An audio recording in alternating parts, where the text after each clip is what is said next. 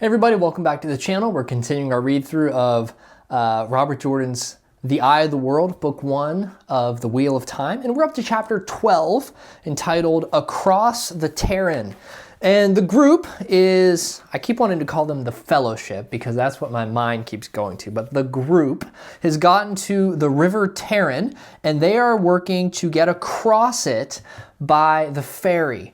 And they have offered to pay the ferryman and his men to ferry them across, and they've obviously offered to pay them a lot of money. Well, as they're getting their things and the horses and their supplies on the ferry, Lan comes rushing around to Mat and Perrin and Rand real quick before the other men show up, and he exposes the axe. He makes sure that Mat's bow is visible, and Rand, seeing what they're doing, he exposes his sword as well. And he's not really sure why, but he looks at Lan as the men appear, the not sailors, but the men who were the ferrymen.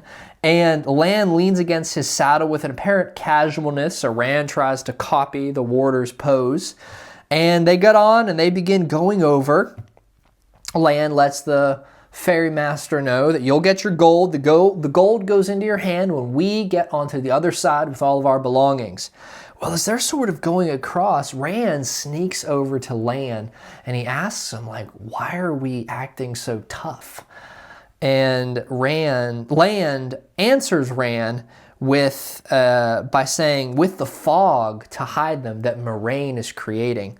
With the fog to hide them, when they think what they do is hidden, men sometimes deal with strangers in ways that they wouldn't if there were other eyes to see. And the quickest to harm a stranger are the soonest to think a stranger will harm them. So he said, so we are letting them know that we are up for a fight if they want to fight, which is obviously very, very wise. Well, once they get across and they get their belongings off, the horses off, all of their stuff, obviously, they want their money.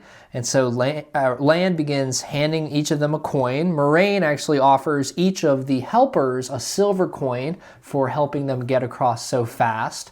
They give them the coin first and they sort of scurry away to make sure that no one tries to take their silver coin. And he counts the gold coins to the ferrymaster. And he answers, there, as agreed. And he did not put up his purse, and the ferryman eyed it greedily. But while he's maybe even thinking about, in this moment now attacking them, they all hear a loud crack of wood. They turn around to face the ferry, and slowly but surely, the dock that they've landed to begins to crack and splinter. And the ferry itself, even though it's misty and the lights on the ferry, they can see it begin to spin faster and faster and faster until the whole thing just crunches in on itself.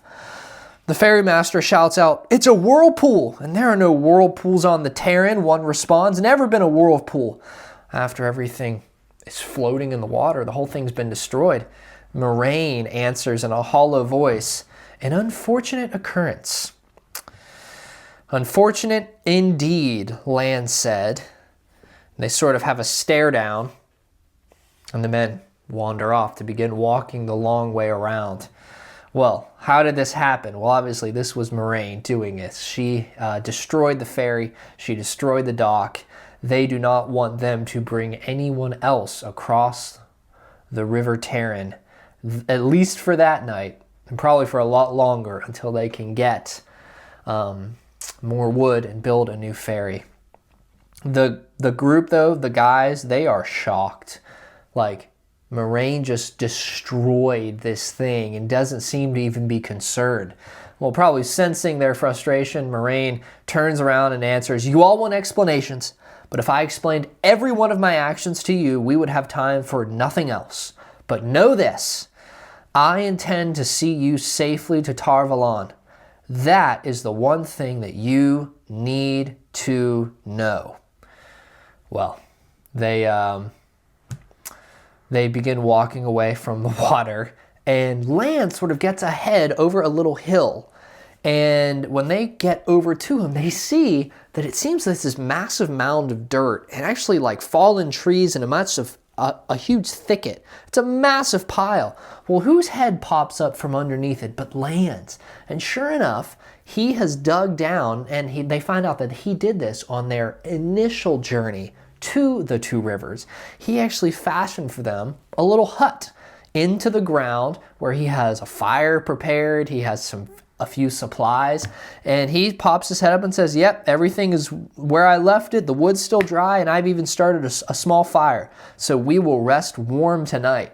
And they're kind of shocked, like, wow, you planned all this ahead. So they go down in. Well, the girls, Moiraine and Egwene, they walk a little ways apart in this area, but they sort of go off to their own side. And this is really where we're going to focus in the rest of our time. They begin to have a conversation, and Rand overhears it. And what he overhears is very, very troubling. What he overhears is Moiraine begin to talk to Egwene about her ability to access the one power, her ability to take power from the true source. In short, she's talking to Egwene about leading her toward the path of becoming an Aes Sedai. And Rand is shocked. He's hurt, he's scared, he's angry. At one point, he tries to go over and interrupt their conversation, and Tom Merrilin stops him and says, boy, this is beyond you and this is beyond me. Just sit down and there's nothing we can do. Well, she's answering questions that Egwene is asking about the one power, about the true source. She's asking about how someone gets to a place where they can actually manage the power themselves. And Moiraine's answering. Well, they sort of lead to an action, sort of the first step, the first lesson. And Moiraine takes out a small rock. This is one that she's used before, sort of channel the magic. And she puts it in Egwene's hand and says, what we're going to do is you are very close to your change, she calls it, your first touching. And it will be better if I guide you through it. That way you will avoid the unpleasant effects that come to those who must find out on their own. So Moiraine lays the stone in her fingertips, and she says, look at the stone. It's better if you focus on something rather than sort of fumbling alone without anything to help you. She says, clear your mind of everything but the stone. And Rand is looking, and he's like, whatever she's about to do, she has to fail. There's no way that she is actually going to be able to do this.